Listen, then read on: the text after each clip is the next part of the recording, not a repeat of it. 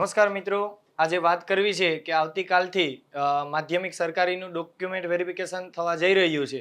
એટલે 15, 16 ને 17 આ 3 દિવસ છે સરકારીનું ડોક્યુમેન્ટ વેરિફિકેશન થશે અને ત્યારબાદ 19 તારીખ અને 20 તારીખે રજા રહેશે. 21, 22, 23, 24 ને 25 એમાં ગ્રાન્ટેડનું ડોક્યુમેન્ટ વેરિફિકેશન થવાનું છે. તો ઘણા મિત્રોને પ્રશ્ન ન રહે, મૂંઝવણભર્યા જેટલા પણ પ્રશ્નો છે, અમુક મિત્રોને જે કંઈ બાબતની માહિતી મળી રહે એ માટે થઈ અને આજના વિડીયોની અંદર આપણે છે સ્વઘોષણા પત્રક છે, બાંહેધરી પત્રક છે, ઈડબ્લ્યુએસના સર્ટિને લઈને હોય કે નોન ક્રિમિનલ સર્ટિફિકેટ બાબતને લઈને અથવા કોઈ અન્ય બોર્ડ, નિગમ કે વિભાગમાં કોઈ મિત્રો છે ફરજ બજાવતા હોય તો એનઓસી સર્ટિને લઈ અને આપણે વાતચીત કરીશું.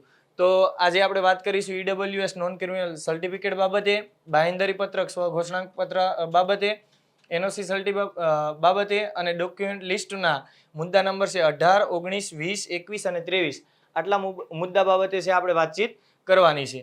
તો સૌથી પહેલા તો જોઈ લે તો કે આપણે ઈડબ્લ્યુએસ સર્ટી છે એની તારીખ પૂર્ણ થઈ ગઈ હોય એના માટે માની લો કે 21/11/2024 ના રોજ છે આપણે ફોર્મ ભરવાની જે છેલ્લી તારીખ હતી 9/10ની સરકારી અને ગ્રાન્ટેડ, તો ત્યારે જે તે ટાઈમે માની લો કે તમે ફોર્મ ભર્યું હોય એ ટાઈમે તમારી પાસે તમારા જે સર્ટી હોય ઈડબ્લ્યુએસનું કે નોન ક્રિમિનલ સર્ટી બંનેની તારીખ હોય એ પછી જો પૂર્ણ થઈ ગઈ હોય તો તમારે કશું જ કરવાનું નથી. જે તે ટાઈમે ફોર્મ ભર્યું હોય ત્યારે તમારી તારીખ વેલિડિટી હોય તો એ ચાલે.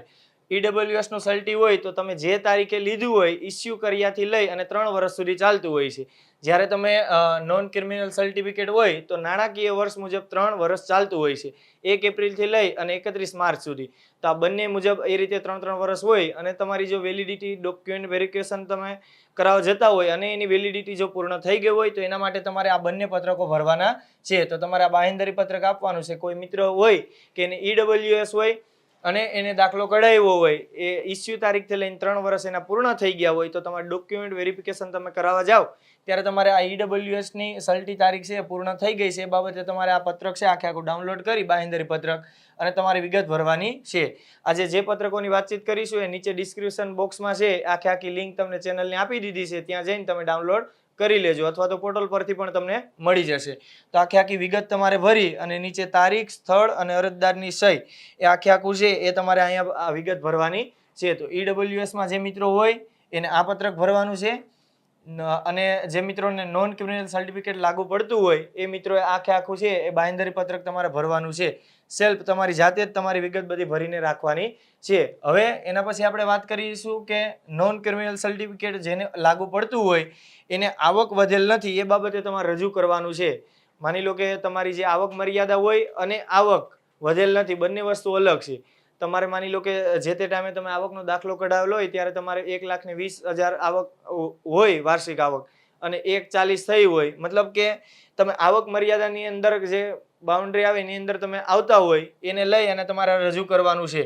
હવે અગાઉના વર્ષમાં કઢાવેલ નોન ક્રિમિનલ આર્થિક પછાત વર્ગના પ્રમાણપત્ર ધરાવતા ઉમેદવારોએ રજૂ કરવાની બાંહેધરી તમારે આની અંદર આખી આખી વિગત ભરવાની છે. આ જે સરકારી માટે છે એ જ રીતે અહીંયા જોવા જાય તો બિન સરકારી ગ્રાન્ટેડ માટે છે. એટલે જ્યારે તમે ડીવી કરાવવા જાઓ આની જાહેરાત ક્રમાંક તમે જોઈ લો તો 6/2024 એ રીતે ગ્રાન્ટેડની જાહેરાત ક્રમાંક છે 7/2024. તો બંને તમારે જે તે મિત્રોને નોન ક્રિમિનલ સર્ટિફિકેટ લાગુ પડતું હોય તો અહીંયા તમારે આખી આખી તમારે અહીંયા તમારી વિગત ભરી દેવાની છે. અહીંયા નામ, અહીં ધર્મ, અહીં તમારું એડ્રેસ અને અહીંયા અમોએ તારીખ 10/10/24ના વર્તમાનપત્રમાં આવેલી જાહેરાતને લઈને આખી આખી વિગત. અહીંયા તમારે માત્ર શું કરવાનું છે તો અહીંયા તમારે વિભાગમાં તમારે માધ્યમ લખવાનું છે. ગુજરાતી માધ્યમ હોય, અંગ્રેજી માધ્યમ, મોટાભાગે ગુજરાતી માધ્યમ, તો અહીં ગુજરાતી માધ્યમમાં અને વિષય તો કે ગણિત વિજ્ઞાન વિષયમાં ઉમેદવારી નોંધાવેલી છે. અહીંયા તમારે નોન ક્રિમિનલ સર્ટિફિકેટમાં તમારી આવક વધેલી નથી એ ઉમેદવારો ખાસ જોવાનું છે કે જ્યારે તમે સરકારીનું તમે ડાઉનલોડ કરો ત્યારે તમારે અહીં ઉચ્ચતર માધ્યમિક જે છે એને તમારે ઇરેઝ કરી દેવાનું છે. વધારાનું અહીંયા છે તો અહીંયા તમે ઇરેઝ કરી નાખજો. અહીં તમારું માધ્યમ, અહીં તમારું વિષય અને અહીંયા તમારો અરજી નંબર જે તમે ફોર્મ ભરેલું છે જે ડાઉનલોડ કર્યું હશે ડીવી કરવા જાઓ ત્યારે જોડે રાખવાનું એ. તો એનો જાહેરાત તમે અરજી જે છે એનો ફોર્મ નંબર લખવાનું છે. બીજું કંઈ તમારે કરવાનું નથી. અને અહીં ત્રીજો મુદ્દો તમારે અહીં લખવાનો છે જે પ્રમાણપત્ર છે એની તારીખ તમે રોજ કઢાવેલું હોય ઇસ્યુ તારીખ, સર્ટિફિકેટનો અહીં નંબર તમારે લખવાનો છે. ત્યારબાદ નાણાકીય વર્ષ, તમે જે નાણાકીય વર્ષનો દાખલો કઢાવેલો હોય એ તમારે અહીં લખવાનું છે. અને આવકની જે આવક હોય એ અહીં તમારે લખવાની છે. અને છેલ્લી લાઈન તો એઝ ઇટ ઇઝ જેમાં ચાલુ નાણાકીય વર્ષ 2024-25માં ફેરફાર થયેલ નથી. અમે લેખિત બાંહેધરી આપીએ છીએ. અહીં સ્થળ, તારીખ, ઉમેદવારનું નામ અને સહી આટલી વિગત તમારે ભરવાની છે. સરકારીમાં તમે જે રીતે કરો એ જ રીતે તમારે શેનું કરવાનું છે કે ગ્રાન્ટેડનું, બરોબર. તો જેની આવક વધેલી નથી એના માટેનું એક આ પ્રમાણપત્ર ભરવાનું છે. અને ત્રીજો વાત કરીશું કે ભાઈ કોઈ મિત્રો છે અન્ય જગ્યાએ જોબ પણ નથી કરતા અથવા જોબ કરે છે તો કરારવારી કરે છે, અથવા માની લો કે કોઈ સ્ટાફ નર્સમાં હોય કે એ રીતે કોઈ જ્ઞાન સહાયકમાં કોઈ કરાર આધારિત હોય, અથવા તો તમે જોબ કરતા જ નથી, તો એના માટેનું એક પ્રમાણપત્ર તમારે સ્વઘોષણાપત્રક ભરવાનું છે. તો આપણે ડોક્યુમેન્ટ વેરિફિકેશન છે એની અંદર વાત કરીએ તો 21 નંબરનો જે મુદ્દો છે એની અંદર જો લખેલું છે કે કોઈ પણ સરકારી વિભાગમાં ફરજ બજાવતા ન હોય તે ઉમેદવારોએ કરાર અથવા તો કરાર આધારિત નિમણૂક ધરાવતા ઉમેદવારોએ સાદા કાગળ પર નિયત નમૂનાનું સ્વઘોષણાપત્રક રજૂ કરવાનું છે. તો આ મુદ્દા બાબતે 21 નંબરનું જે તમને આપેલું છે એ બાબતે આપણે વાતચીત કરીએ. તો એક સરકારી માટે તમારે એ રીતે રજૂ કરવાનું છે અને એ જ રીતે એક ગ્રાન્ટેડ માટે. તો તમે કોઈ પણ વિભાગમાં ફરજ બજાવતા નથી, તમે એમને ઉમેદવાર છો, કશી તમારી પાસે જોબ નથી, અથવા તો જોબ છે તો જ્ઞાન સહાયક છે, અથવા તો કોઈ સ્ટાફ નર્સ કે એવી રીતે માની લો કે આંગણવાડીમાં કે એ રીતે હોય, તો એને તમારે આ સ્વઘોષણાપત્રક તમારે રજૂ કરવાનું છે. સરકારી માટે જાહેરાત ક્રમાંક 6/2024 વાળું અને ગ્રાન્ટેડ માટે 7/2024. તો અહીંયા તમારે તમારું નામ, અહીં ધર્મ, એ રીતે અહીંયા ઉંમર તમારે લખવાની છે, અહીંયા તમારું આખું એડ્રેસ લખવાનું છે અને અહીંયા તમારે લખવાનું છે આખી વિગત. સરકારી માધ્યમિક શાળાઓમાં શિક્ષણ સહાયકની ભરતી અંગેની જાહેરાત અન્વયે માધ્યમિક વિભાગમાં અહીંયા તમારો જે વિભાગ આવતો હોય, ગુજરાતી વિભાગ આવતો હોય, માધ્યમ, એ લખવાનું છે. અને અહીંયા તમારો જે તે વિષય આવતો એ લખવાનું છે. અહીંયા અમારી માતાનું નામ, અહીં માતાનું નામ, અમારો અરજી ફોર્મ જે તમે ફોર્મ ભરેલું હતું એનો જે નંબર હતો એ ફોર્મ અરજી નંબર તમારે અહીંયા લખવાનું છે. બાકી તમારે સ્થળ, તારીખ, નામ અને સહી આટલી વસ્તુ તમારે સ્વઘોષણાપત્રક તમારે રજૂ કરવાનું છે. એટલે અન્ય તમે બોર્ડ, નિગમ કે કોઈ પણ જગ્યા નોકરી નથી કરતા ને કરારવારી કરતા હોય, જ્ઞાન સહાયક હોય, અથવા તમે કશે જ નથી કરતા, તોય તમારે આ ભરવાનું છે સ્વઘોષણાપત્રક. સરકારી માટે આ અને ગ્રાન્ટેડ માટે આ. બધા પત્રકો છે આપણી જે ચેનલ છે એની લિંક નીચે મૂકેલી છે, ત્યાંથી તમે ડાઉનલોડ કરી લેજો. અને ત્યારબાદ વાત કરીએ કે ડોક્યુમેન્ટની યાદી. જ્યારે ડોક્યુમેન્ટ વેરિફિકેશન તમે કરાવવા જાઓ છો ત્યારે કયા કયા ડોક્યુમેન્ટ લઈ જવાના છે, તો આ ડોક્યુમેન્ટની બંને યાદી છે. એમાંથી મોટાભાગના મુદ્દાઓ છે આપણે કવર કરી લીધા છે. તો બાકી જેટલી વિગત જરૂરી છે એ તમને કહી દે તો કે સૌથી પહેલા જોઈએ તો પેલું છે તમારે શાળા છોડ્યાનું પ્રમાણપત્ર, એ રીતે, બરોબર. જન્મ તારીખનો પુરાવા માટેનું તો LC તમારે રજૂ કરવાનું છે. ઉમેદવારનું છે આધાર કાર્ડ રજૂ કરવાનું છે. ત્રીજું છે ઉમેદવારની માતાનું નામ ઓળખ થાય, સતી ઓળખ થાય એ રીતે તમારે કોઈ પણ ડોક્યુમેન્ટ તમારે રજૂ કરવાનું છે. ડોક્યુમેન્ટની અંદર તમે આધાર કાર્ડ છે, અથવા તો જન્મનો દાખલો છે, પાસપોર્ટ છે, LC છે, રાશન કાર્ડ, અથવા તો માતાની નામ કોઈ પણ સતી થાય, ઓળખ થાય એ તમારે પુરાવો રજૂ કરવાનો છે. ચોથું તમારે ટાટની માર્કશીટ, જે ટાટની માર્કશીટ આપણે આપેલી છે એ માર્કશીટ. ત્યારબાદ સ્નાતકની અંદર માર્કશીટ, ડિગ્રી અને ટ્રાયલ. સ્નાતકની અંદર કોલેજનું સ્નાતક, ડિગ્રી અને ટ્રાયલ. એ જ રીતે માસ્ટરનું સ્નાતક, ડિગ્રી અને ટ્રાયલ. એ જ રીતે બીએડનું પણ તમારે સ્નાતક, ડિગ્રી અને ટ્રાયલ, એ બધી વસ્તુ કરવાનું છે. પછી 8મા નંબરનો છે તમારે કે NCTA સર્ટિફિકેટ. તમે જે બીએડની કોલેજમાંથી તમને જે મળે છે NCTA સર્ટિફિકેટ, ઘણી કોલેજોમાં ટ્રાયલ અને NCTA સર્ટિ બંને ભેગું હોય છે, ઘણા જગ્યા અલગ અલગ હોય, તો એ. પછી 9 તમારે CGPA કે ગ્રેડ કે CPI કે લાગુ પડતું હોય તો એ તમારે યુનિવર્સિટીમાંથી જે તમને કાઢી આપ્યું છે એ સર્ટિફિકેટ. બાકી તમારું જાતિ લાગુ પડતું હોય તો જાતિ અંગેનું પ્રમાણપત્ર, નોન ક્રિમિનલ સર્ટિફિકેટ લાગુ પડતું હોય તો નોન ક્રિમિનલ સર્ટિફિકેટ. પછી કમ્પ્યુટરનું પ્રમાણપત્ર.